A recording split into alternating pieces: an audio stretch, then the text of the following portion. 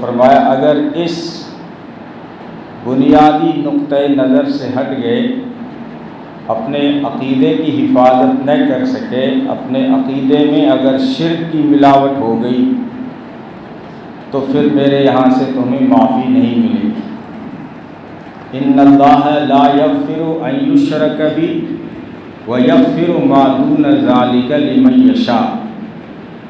فرمایا میں جسے چاہوں اس سے معاف کر دوں، لیکن شرک کرنے والے کو معاف نہیں کرتا۔ یہ اس نے اصول بنایا۔ اور شرک جو ہے یہ بڑے میٹھے راستوں سے آتا ہے اور عقیدت کا لبادہ اوڑھ کر آتا ہے۔ انسان کو محسوس نہیں ہوتا کہ میں شرک کر رہا ہوں، وہ سمجھ رہا ہوتا ہے میں عبادت کر رہا ہوں، بہت بڑا کام کر رہا ہوں، کسی کے احترام میں کر رہا ہوں، کسی کی عقیدت میں کر رہا ہوں۔ اسلامی تاریخ کا مطالعہ کرنے سے پتہ چلتا ہے کہ شرک کا جو آغاز ہوا، جو شروعات ہوئی، وہ اللہ کے ولیوں کے نام سے ہوئی۔ بہت بڑے اللہ کے ولی تھے، لوگ ان کے معتقد تھے، ان کی تعلیمات پر چلتے تھے، لیکن آگے چل کر وہی محبت اور عقیدت جو ہے خرافت سے بدل گئی، اور وہ اللہ کے ولی ایک پیغمبر کے شاگرد تھے۔ حضرت ادریس علیہ السلام کے شاگردوں میں 5 بڑے شاگردوں کا ذکر ملتا ہے۔ حضرت ادریس علیہ السلام کا نام تھا اخنوخ علیہ السلام، لیکن ادریس جو ہے یہ درس تدریس سے، کیونکہ وہ درس و تدریس دیتے تھے، پڑھاتے تھے، اس لیے جو ہے ان کا نام ادریس پڑ گیا۔ ان کے شاگردوں میں 5 شاگرد آگے جا کر اپنے زمانے کے ولی بنے، بہت بڑے اللہ کے ولی، اور قرآن کریم میں ان کے نام بھی آج تک محفوظ ہیں: ود، سوا، یغوث، یعوق اور نصر۔ یہ 5 اللہ کے ولی جب دنیا سے چلے گئے اور پیغمبر بھی دنیا سے چلے گئے، اب لوگوں نے کہا کہ ہم کس سے راستہ معلوم کریں، کن کی تعلیمات پہ چلیں؟ تو شیطان نے ان کے ذہن و قلب میں یہ وسوسہ ڈالا کہ بس ان بزرگوں کا مجسمہ بنا دو، تصویر بنا دو، اس کو گھر میں رکھو، تو ان کی باتیں یاد آئیں گی، ان کی تعلیمات پہ چلتے رہنا۔ تو تصویر سے شرک شروع ہو رہا ہے اور اللہ کے ولیوں کے نام سے ہو رہا ہے۔ اب پہلے جب تصویر بنی تو صرف تصویر ہوا کرتی تھی، کوئی خاص اس کی عبادت نہیں ہوتی تھی۔ کچھ دنوں کے بعد شیطان نے وسوسہ ڈالا کہ یہ 5 بہت بڑی پہنچی ہوئی شخصیتیں تھیں، تو جو ہے ان کا چہرہ دیکھنا بھی برکت سے خالی نہیں ہے۔ صبح جب اپنے کاروبار پہ جاتے ہو تو ایک نگاہ ان بزرگوں پہ ڈال کر جاؤ، تمہاری روزی میں برکت ہو جائے گی۔ اب انسان لالچی بھی ہے اور احترام میں کر رہا ہے، یہاں تک جب شیطان لیا، اور آخر ایک دن وہ بھی آیا کہ ان کی تصویروں اور مجسموں اور ان کی جو ہے مورتیاں بنائی گئی تھی، اس کے آگے لوگ جھکنا شروع ہوئے۔ تو اس طرح دنیا میں شرک شروع ہوا، اس سے پہلے دنیا میں شرک نہیں تھا۔ دوسرا بگاڑ ہوتا تھا، لوگ گنہگار ہوتے تھے، لیکن جو شرک شروع ہوا ہے یہ ادریس علیہ السلام کے 5 شاگرد ہیں اور اللہ کے ولی تھے۔ ان کے جانے کے بعد لوگوں نے ان کے نام پر شرک شروع کیا۔ یہ ہوتا ہے کہ جو زندگی بھر توحید کی دعوت دیتا ہے، دنیا سے جانے کے بعد لوگ ان کی قبر پہ ہی شرک شروع کر دیتے ہیں۔ خواجہ معین الدین اجمیری چشتی رحمۃ اللہ علیہ بہت بڑے داعی تھے اور توحید کی دعوت دیا کرتے تھے، لوگوں کو شرک سے ہٹا کر ایمان پہ لاتے تھے۔ انہوں نے اپنی زندگی میں 90 لاکھ لوگوں کو محمد عربی صلی اللہ علیہ وسلم کا کلمہ پڑھایا ہے۔ 90 لاکھ لوگوں کو سننا اور آسان ہے، لیکن یہاں پورا کفرستان تھا۔ راجستھان میں کہاں تھے مسلمان؟ اسلام کا باب الداخلہ مالابار کالی کٹ ہے۔ تاجر چند آئے تھے یہاں پر، سراندیپ کا راجہ اسلام میں ضرور ہوا، لنکا دیپ کا بھی ہوا، ادھر سندھ بھی اسلام کا باب الداخلہ ہے، لیکن یہ بیچ کا اتنا بڑا ہندوستان ہے جس میں راجستھان بھی ہے، ایک بھی مسلمان نہیں ہے۔ بتا دو آپ اپنا نسب نکال دکھا دو کہ ہمارا نسب نامہ جا کے وہاں عرب تک ملتا ہے، سیریا تک ملتا ہے۔ نہیں، ساری کنورٹ شدہ قومیں ہیں۔ میں خود راجپوت راٹھوڑ ہوں۔ تو یہ خواجہ صاحب نے اس وقت میں اجمیر دہلی کا سفر ہو رہا ہے، ڈھاکہ سے اجمیر، اجمیر سے دہلی، اب اتنا بڑا داعی ہے، لیکن ان کے جانے کے بعد لوگوں نے ان کی قبر پہ شرک شروع کر دیا۔ اصحاب کہف نے اتنا بڑا کام کیا، قرآن کہتا ہے کہ پورا معاشرہ شرک اور مبتلا تھا، بادشاہی کا زور تھا، سارے رشتہ دار اسی طرف تھے، لیکن چند نوجوانوں کو بات سمجھ میں آ گئی، انہم فتیۃ آمنوا بربہم وزدناہم ہدی وربطنا علی قلوبہم اذ قاموا فقالوا ربنا اللہ رب السماوات والارض۔ قرآن کہتا ہے آؤ تمہیں ایک کہانی سناؤں، نوجوانوں کی کہانی۔ چند نوجوان تھے، وہ فتیۃ نوجوان تھے، آمنوا بربہم اپنے رب پہ ایمان لائے، وزدناہم ہدی ہم نے ان کی ہدایت کو اور بڑھا دیا، وربطنا علی قلوبہم ان کے دلوں میں بھی ایسا ربط ڈال دیا کہ وہ آپس میں متحد ہو گئے، ایک ہو گئے کہ جان دے دیں گے، ایمان نہیں چھوڑیں گے۔ بادشاہ کے ہاں بلائے گئے، لیکن انہیں خدشہ تھا کہ ہم چند توحید کی دعوت دینے والے ہیں، اس لیے انہوں نے مل کر ایک دعا کی تھی کہ اللہ ایک دن تو ہمیں بھی موت آئے گی، ہم توحید کی دعوت دیتے دنیا سے چلے جائیں گے، لیکن ہماری قبروں پہ دنیا شرک نہ کرے ایسا انتظام فرما۔ آج بھی دنیا کو نہیں پتا ان کی قبریں کہاں ہیں۔ ہم چاند پہ پہنچ گئے، دھرتی پہ قبریں اصحاب کہف کی ڈھونڈ کے دکھائے کوئی۔ مفسرین نے سفر کیے، محدثین نے سفر کیے، دنیا آج دوربین لے کے گھوم رہی ہے، کیمرے لے کے گھوم رہی ہے، آج تک ان کی قبریں نہیں بتا سکے۔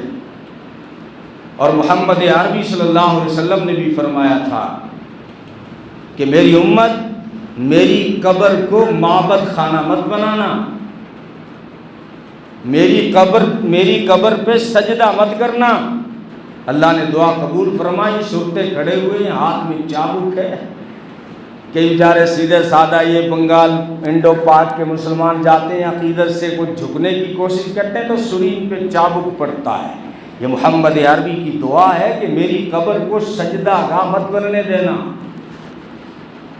تو زندگی بھر جو دعوت دیتے رہے، ود سوا یغوث اور یعوق اور نصر، جب دنیا سے چلے گئے تو لوگوں نے ان کی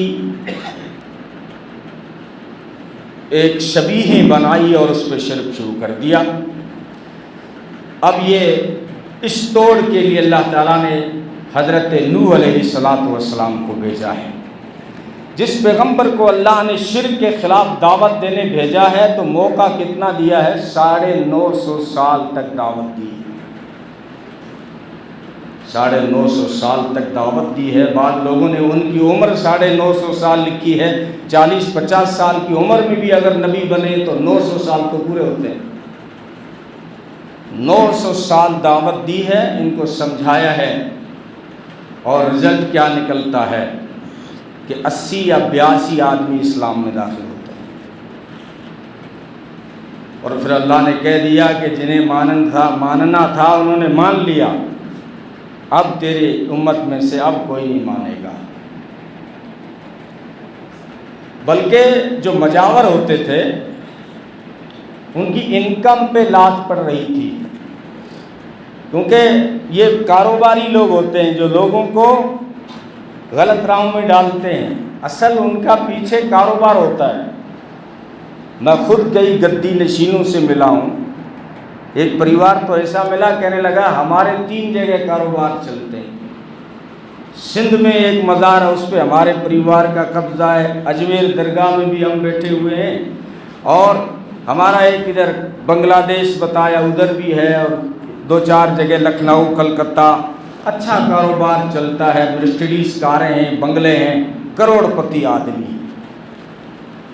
لوگوں کو لگا دیا کہ مور کا پر کا جھاڑو لے کے کھڑا ہو جائے، گئے نا آپ وہاں کھڑے ہیں، مور کا وہ پر کا بنا ہوا جھاڑو لیے ہوئے، جو پیسے نہیں دیتا نا اس کے زور سے مارتے ہیں پیٹھ پہ،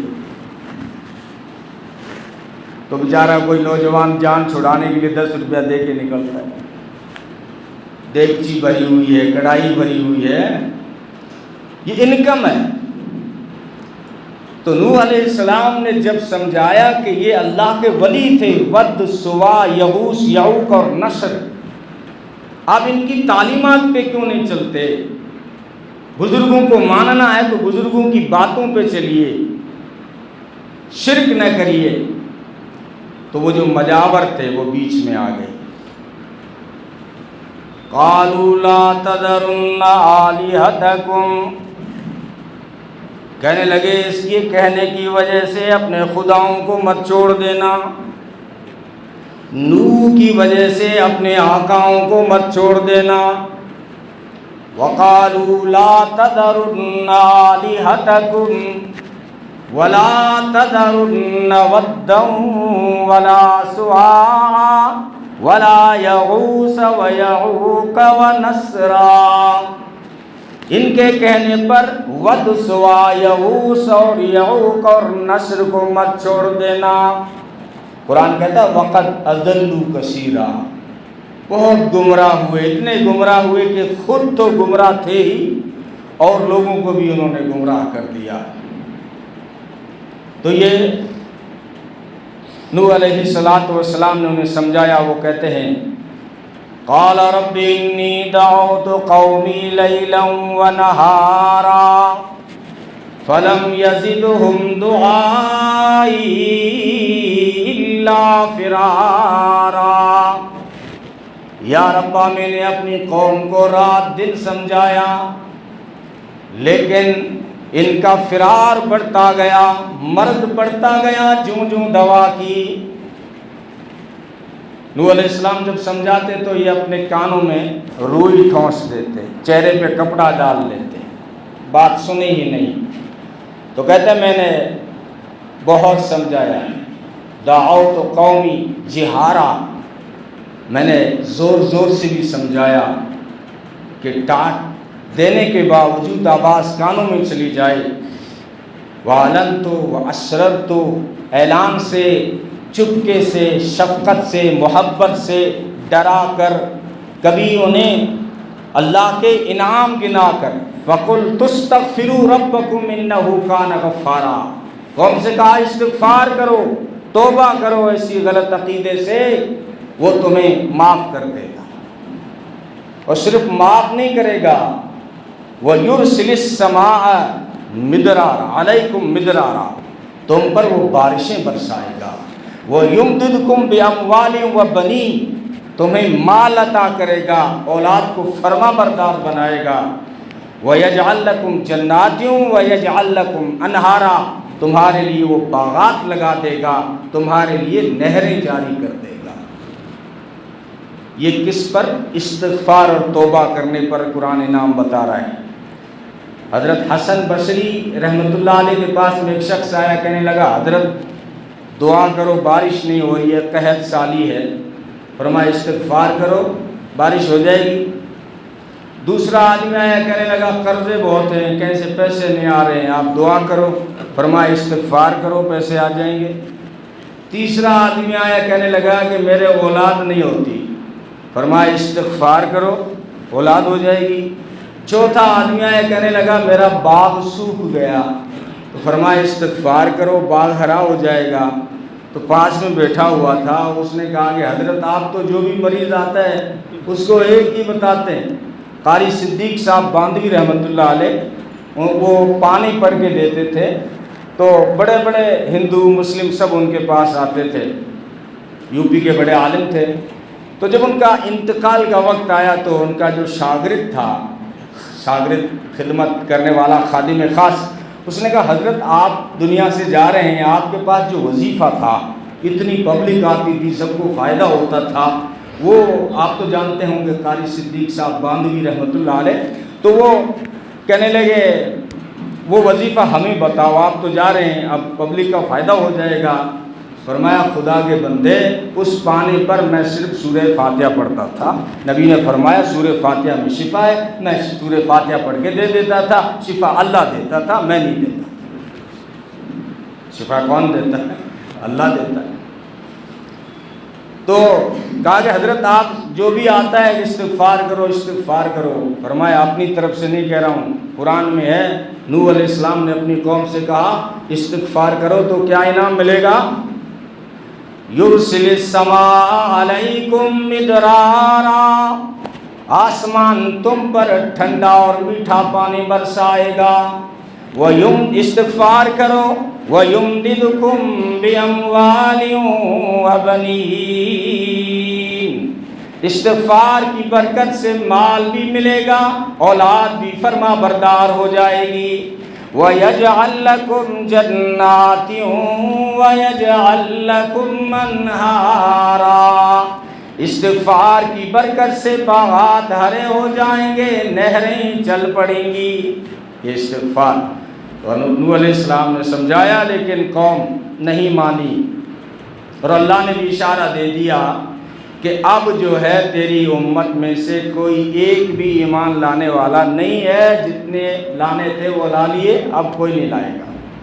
تو ایک مرتبہ دعوت دینے جا رہے تھے تو ایک پتھر آیا اور سر پہ لگا، یہ روزانہ کا معاملہ تھا۔ نوح علیہ السلام کو اتنے پتھر مارے جاتے تھے کہ بے ہوش ہو جاتے تھے، غشی طاری ہو جاتی تھی، جب ہوش آتا اٹھ کے چلے جاتے اور رب سے کہتے لہو لہان ہو گیا ہوں، کل کیا کام ہے؟ آواز آتی میرے نوح کل بھی وہی کام ہے جو آج تھا۔ اور پھر صبح کو اٹھ کے اپنے رب سے کہتے کہ مولا تیرے اس کلمے کی دعوت دینے کا حق ادا نہ ہو سکا۔ ایک دن پتھر آ کے لگا سر پہ، تو انہوں نے ان کی زبان سے نکلا، اللہ نے بھی کہہ دیا تھا اب کوئی مانے گا تو ہے نہیں، تو پھر جو ہے ان کے لیے ہاتھ اٹھائے اور کہا قال نوح ربی لا تذر علی الارض من الکافرین دیارا، اے اللہ اب اس دھرتی پہ ایک بھی کافر مت چھوڑ، اب اس دھرتی پر ایک بھی کافر نہ چھوڑ۔ فوراً حکم آیا فاصنع الفلک بأعیننا، میرے نوح کشتی بناؤ ہماری نگرانی میں۔ پیغمبر ہیں اور کشتی بنا رہے ہیں، کشتی بنائی بأعیننا، ہماری نگرانی میں بناؤ، اب میں سیلاب بھیجوں گا اور قوم کا صفایا کروں گا، جو اپنے ہیں جو ایمان لا چکے ہیں انہیں بچاؤں گا، اس لیے کشتی بناؤ۔ کوئی نہیں بچ پائے گا اس دھرتی پر، وہی بچے گا جو کشتی میں ہے۔ جب کشتی تیار ہوئی سیلاب آ گیا، نوح علیہ السلام نے دیکھا سارے غرق ہو رہے ہیں، لیکن نگاہ پڑی ڈوبنے والوں میں خود کا بیٹا بھی کھڑا۔ اب باپ پدری شفقت ابھر آئی اور نوح علیہ السلام نے کہا، پہلے بیٹے کو سمجھایا، ابھی پورے ڈوبے نہیں تھے، پانی آ رہا تھا، تو بیٹے کو سمجھایا یا بنی ارکب معنا ولا تکن مع الکافرین، بیٹا ہمارے ساتھ آ جا، کلمے کا اقرار کر کے کشتی میں سوار ہو جا، کافرین کے ساتھ مت جا۔ لیکن بیٹا مشرک تھا، مشرکین کے ساتھ اٹھنا اور بیٹھنا تھا، بعد نے یہاں تک لکھا ہے کہ وہ ایمان لایا تھا لیکن اس کا اٹھنا بیٹھنا غیروں کے ساتھ زیادہ تھا، اس لیے ایمان سے ہٹ گئے۔ صحبت کا اثر ہوتا ہے نا، صحبت کا تو اتنا اثر ہوتا ہے، لوگ دیسی آم کو لنگڑے آم کے ساتھ رکھتے ہیں اور لنگڑے کے بھاؤ سے بیچتے ہیں، یہ صحبت کا اثر ہے۔ تو وہ بھی ہو گیا ان میں سے، کہنے لگا ساوی لا جبل، تو پہاڑ پہ چڑھ جائیں گے ہم، پانی کیا بگاڑے گا، تیرا خدا ہمارا کیا بگاڑے گا، سیلاب آئے گا تو پانی آئے گا، پہاڑ پہ چوٹی پہ چڑھ جائیں گے۔ ساوی لا جبل، علامہ ندیم فرمایا کرتے تھے کہ بعض مفسرین نے لکھا ہے کہ اس پہاڑ کی چوٹی پہ ایک مزار بنا ہوا تھا، بولا وہ فلانا بابا بچا لے گا، تیرے خدا کی ہمیں ضرورت نہیں ہے، وہ چوٹی پہ چڑھ جائیں گے، وہاں ٹھاڈی سرکار ہے، ٹھاڈو بابو رہے بڑے، وہ بچا لے گو۔ فرمایا لا عاصم اليوم من امر اللہ الا من رحم، بیٹا آج تو وہی بچے گا جس پہ وہ رحم کرے گا، کوئی نہیں بچے گا آج۔ لا عاصم اليوم من امر اللہ الا من رحم، کوئی نہیں بچے گا، وہی بچے گا جس پہ وہ رحم کرے گا۔ قرآن کہتا ہے وحال بینہم الموج فکان من المغرقین، باپ بیٹے کی بات ابھی چل ہی رہی تھی، ایک موج آئی اور بیٹے کو بہا کر لے گئی، ہو گیا وہ ڈوبنے والوں میں سے۔ باپ تھے نا، رب کے سامنے ہاتھ اٹھائے، ونادى نوح الرب فقال رب ان ابنی من اہلی وان وعدک الحق وانت احکم الحاکمین، فرمایا ربا تو نے وعدہ کیا تھا کشتی بنا اپنوں کو بچا لوں گا، کشتی بنائی، سیلاب آیا، اپنے کہاں بچے، بیٹا ڈوب رہا ہے۔ فرمایا یا نوح انہ لیس من اہلک، وہ تیرا ہے ہی نہیں،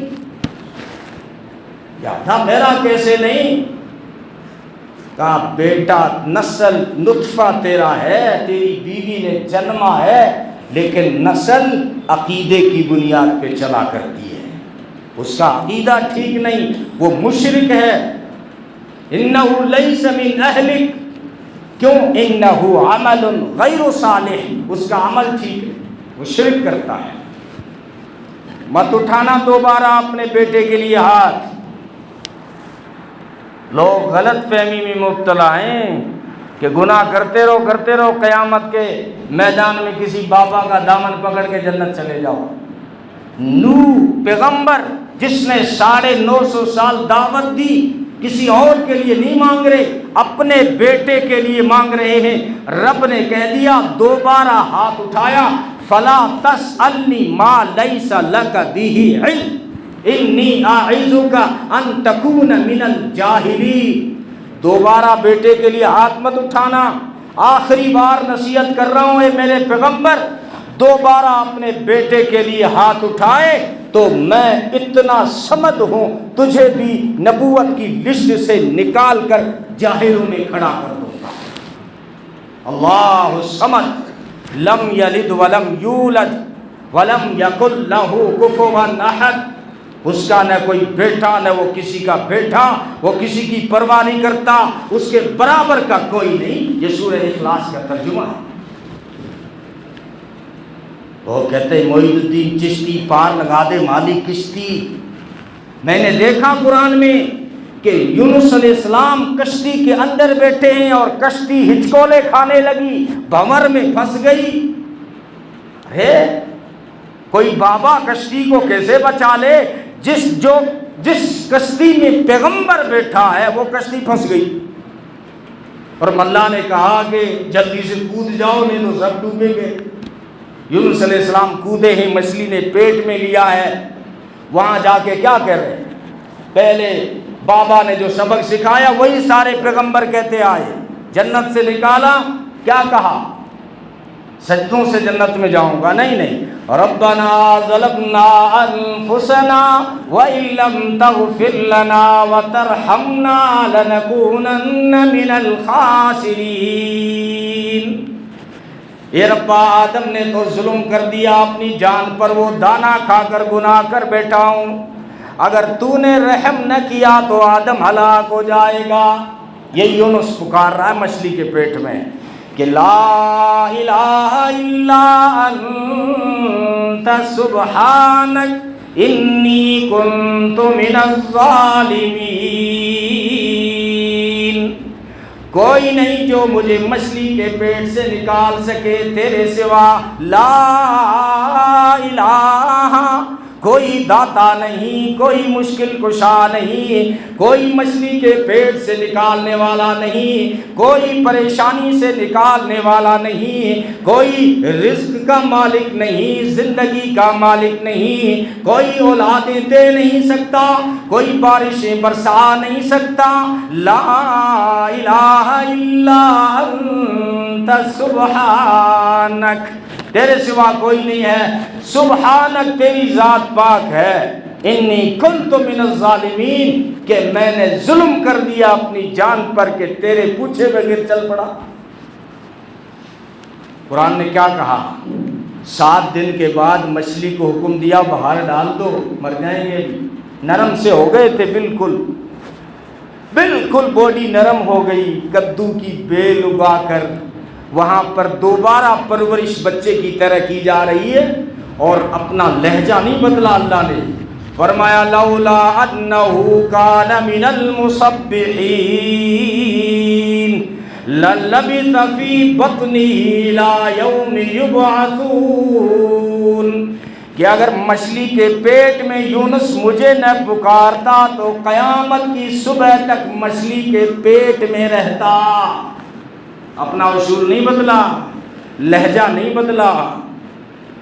تو یہ بڑا جلالی عنوان ہے۔ اللہ رب العزت بھی جب یہ موضوع آتا ہے نا، سامنے پیغمبر بھی ہو نا، تو اس کا لہجہ بدلتا نہیں ہے۔ میں نے سورہ انعام میں دیکھا ہے، 18 نبیوں کا نام لیا، آپ بھی دیکھ سکتے ہیں سورہ انعام کو، 18 نبیوں کا ایک ہی صفحے پہ نام ملے گا آپ کو، وہ قرآن کا ایک ہی صفحہ ہے، ایک ہی صفحے میں 18 نبیوں کے نام موجود ہیں، اور نیچے کیا لکھا؟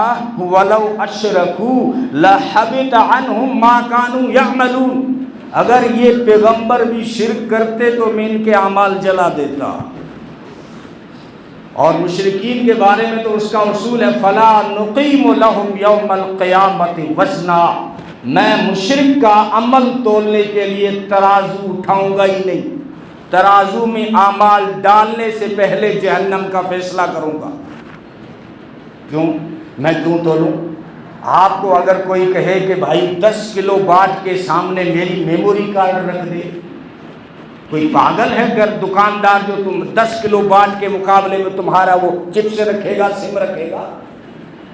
فرمایا کوئی شرک کر کے آئے، اعمال کا ڈھیر لے کر بھی آئے، پہاڑ لے کر بھی آئے، لیکن شرک بھی ساتھ میں لایا ہے، فلا نقیم لہم یوم القیامت وزنا، میں ان کا اعمال تولنے کے لیے ترازو نہیں اٹھاؤں گا، ترازو قائم نہیں کروں گا، پہلے ہی جہنم کا اعلان سناؤں گا۔ اور اپنے محبوب کو کہہ دیا۔ لوگوں کو بڑا تعجب ہوتا ہے کہ محمد عربی صلی اللہ علیہ وسلم کا تو بڑا مقام ہے، بے شک بہت بڑا مقام ہے، لیکن جب بات شرک کی آئی، جب توحید کی آئی تو لہجہ بدل گیا۔ 24ویں پارے میں جا کے دیکھیے، اپنے محبوب سے کہہ رہا ہے لَئِنْ أَشْرَكْتَ لَيَحْبَطَنَّ عَمَلُكَ، میرے محبوب اگر آپ نے شرک والا سمجھوتا کر لیا تو میں آپ کے اعمال جلا دوں گا۔ کسی کہہ رہا ہے؟ جس کے لیے کہتا ہے میں نے جہاں سجایا ہے، اس کے لیے جب بات شرک کی آتی ہے، کیونکہ یہ جلالی عنوان ہے، اس کا اصول ہے۔ نوح علیہ السلام نے کہا میرا بیٹا ہے، باپ ایک محبت اور شفقت میں تو یہ کہے گا کہ میرا بیٹا ہے، تو میری محبت ابھر آئی، میری شفقت ابھر آئی۔ فرمایا نوح اگر تم بھی شفقت اور محبت رکھتے ہو تو میں بھی ایک غیرت رکھتا ہوں، میری بھی غیرت کا تقاضا ہے، میں سب کو معاف کر سکتا ہوں لیکن شرک کرنے والے کو معاف نہیں کروں گا۔ یہ موضوع میں لیتا رہتا ہوں وقفے سے، اس لیے کہ آج بھی ہمارے معاشرے میں شرک میٹھے راستوں سے داخل ہو رہا ہے۔ بہت میٹھے، یہ شروع میٹھے راستے سے ہوا نا، اللہ کے ولیوں کے نام سے۔ نوح علیہ السلام کے زمانے میں جو میں نے بتایا نا، یہ پانچوں کے پانچوں اللہ کے ولی تھے، تو اللہ کے ولیوں کے نام پہ شرک شروع ہوا۔ اور مشرکین نبی کے زمانے، ہمارے نبی کے زمانے میں بھی نبی نے مشرکین سے جب پوچھا نا، مکہ کے مشرکوں سے، کہ تم حبل، لات، منات، عزا، ان کو جو ہے خدا کا شریک کیوں ٹھہراتے ہو، تو انہوں نے کیا جواب دیا تھا؟ مَا نَعْبُدُهُمْ إِلَّا لِيُقَرِّبُونَا إِلَى اللَّهِ زُلْفَىٰ، ہم جانتے ہیں یہ خدا نہیں ہے، لیکن خدا کا قرب حاصل کرنے کے لیے ہم ان کے پاس جاتے ہیں۔ آج بھی لوگ یہی جواب دیتے ہیں۔ اب ان سے کہو نا ڈائریکٹ مسجد چلے جاؤ، ڈائریکٹ اللہ سے مانگ لو، کہا نہیں، چھت پہ جانا ہے تو سیڑھی چڑھنا پڑے گا، مودی سے ملنا ہے تو چمچوں سے ملنا پڑے گا۔ ارے مودی سے مثال کیوں دے رہا ہے؟ قال ربکم، تمہارا رب کہتا ہے ادعونی، پکارو تو صحیح، استجب لکم، میں تمہاری ڈائریکٹ سنتا ہوں۔ وہ تو چونٹی کی ڈائریکٹ سنتا ہے، تو 5 فٹ کی کیوں نہیں سنے گا؟ اللہ ہم سب کو عمل کی توفیق دے۔